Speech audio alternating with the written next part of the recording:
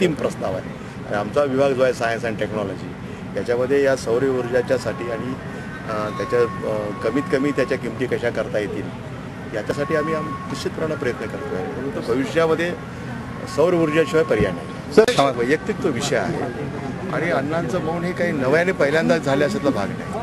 ते नेहमी साधारणपणे त्यांच्या प्रकृतीच्यासाठी ते मौन स्वीकारतात. नाही, काँग्रेसच्या प्रकृतीला कितपत मान्य बोलते? काँग्रेसच्या प्रकृतीला कितपत मौन उपयोगी पडेल? असं आहे की काँग्रेसचा विरोध हा मला असं वाटतं की ज्या पद्धतीनं सारमध्ये केला तिथली उमेदवारी मानत नाहीत ना, त्यामुळे त्याचा काही परिणाम नाही आहे. आणि खरं म्हणजे त्यांचा विरोध भ्रष्टाचाराला आहे, काँग्रेसला नाही. भ्रष्टाचार ज्या ज्या पक्षामधला असेल त्या त्या पक्षाला त्यांचा विरोध आहे. म्हणून अण्णांनी याच्यामध्ये काही फारसा सक्रिय भाग घेतलेला नाही आहे. टीम अण्णांच्या काही लोकांचे अजेंडे वेगळे असू शकतात. मागच्या वेळा 3 नंबरवरच होती, आज 3 नंबरवर आहे. त्यामुळे आमच्या परिस्थितीमध्ये काही फरक पडायचं काही कारण नव्हतं ना. असं आहे, ती सीटच मागच्या वेळेस आम्ही 3 नंबरवर होतो, आज 3 नंबरवर आहोत. त्यामुळे काँग्रेसला त्यांच्यामुळे काही परिणाम होणार होता असं नाही आहे.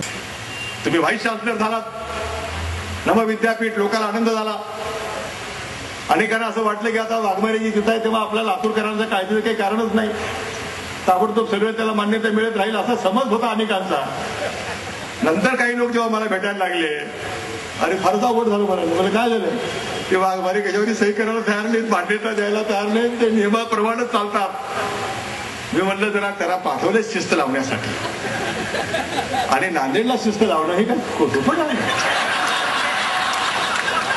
जे मला जमलं नाही वाघमारे तुम्ही करून दाखवलं.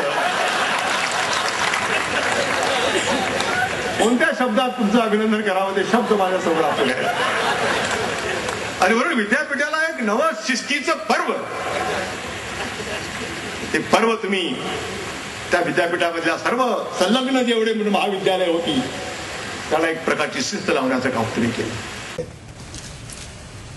त्या सर्वांचं मी मनपूर्वक अभिनंदन करतो. आपल्याला मिळालेल्या पुरस्कारांच्यामुळे लातूरच्या गौरवामध्ये भर पडलेली आहे. आणि आम्ही हेही आपण सर्वांना दाखवून दिलं, त्याबद्दल लातूरचा प्रतिनिधी म्हणून निश्चित मलाही त्याचा तेवढाच आनंद आहे, हे मी आपल्याला या ठिकाणी सांगू इच्छितो. अनेक कल्याणकारी निर्णय राज्यस्तरावर घेत असतात. राजीनामा द्यावा लागला आणि आमचे मित्र सुशीलकुमारजी शिंदे यांच्या हातामध्ये सूत्र सोपवावी लागली. या दोन्ही वेळांच्या मध्ये एकच खंत जी आहे ती मनामध्ये राहिली